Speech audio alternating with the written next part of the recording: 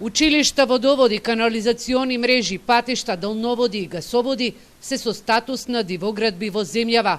Општините и државата за нив немаат имотни листови, од причина што пред неколку децении тогашната администрација не била ажурна или се граделе согласно тогашните закони, па сега ги немаат сите потребни документи за да добијат тапија, односно имотен лист од катастарот.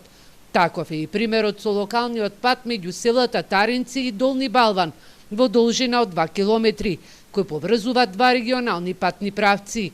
Општина Карбинци обезбедила над 250.000 евра за реконструкција на овој пат, по кој што жителите на Карбинци и Штип над половина век транзитираат по него. Повеќе од 2 години настојуваме овој патен правец да го реконструираме. Средствата се обезбедени од Светска банка преку транспорт и врски, меѓутоа, за жал, овој патен правец не е впишан во катастерот, односно нема катастарска парцела како јавен пат.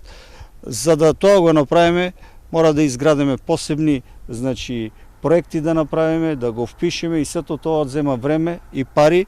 Градоначалникот на Карбинци Насе вели дека затоа општините бараат и да се донесе новиот закон за легализација на дивоградбите, со кој ќе им се решат големи проблеми и можност за аплицирање до фондовите и министерствата.